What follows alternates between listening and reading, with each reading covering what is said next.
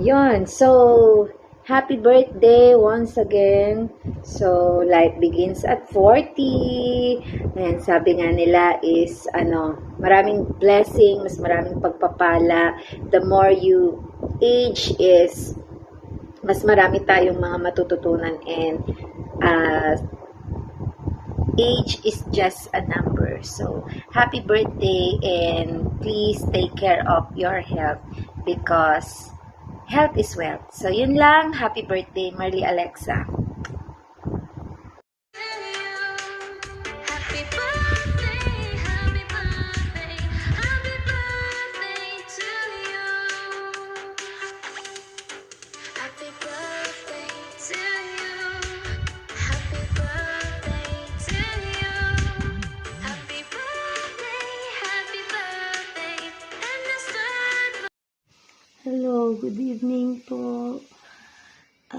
Bago ako magbigay ng mensahe para sa ating birthday girl.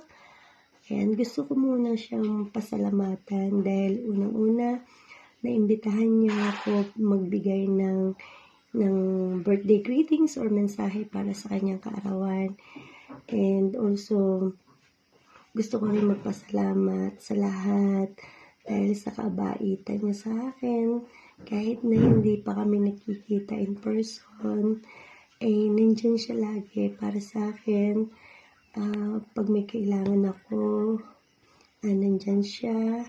Pag kailangan ko ng advice, nandyan siya. Kahit sa telepono lang kami nag-uusap, ay ramdam na ramdam ko yung pagiging totoong kaibigan niya para sa akin. Kaya maraming salamat sa iyo. And ngayon, happy birthday, Sisi Koy Merly. Wish you all the best in your life. Sana, alam ko naman na kahit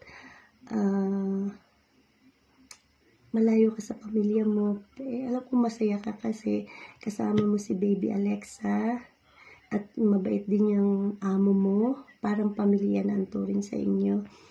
And also, I wish na more birthdays to come and good health, and sana huwag kang magbabago.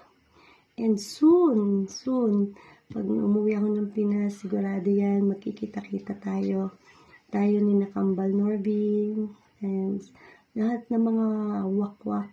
Ayan. Thank you talaga, Sisi Koy, kasi nakilala ko kayo sa mundo ng YT. And kahit mga busy tayo, kahit hindi araw-araw tayo nag-usap-usap, nandiyan pa rin kayo at nandito lang kayo sa puso ko. Hindi ko kayo malilimutan. At anuman ang marating ko sa buhay ko, nandito pa rin kayo sa puso ko. And tsaka marunong naman akong tumanaw ng utang na loob. So, ayun. Happy birthday ulit, Sisi Koy. Hindi ko na pahahabaan katulad ng dati. Inabot ng isang premiere yung message ko sa iyo. Basta masasabi ko lang, huwag kang magbabago. And miss ko na kayo, si Baby Alexa. Ayan. And more happiness. Kahit na pare-pareho tayo ng sitwasyon, is masaya naman ang buhay natin, di ba? Ayun, happy birthday ulit sa iyo, Sisi Koy. I miss you. I love you. Bye-bye.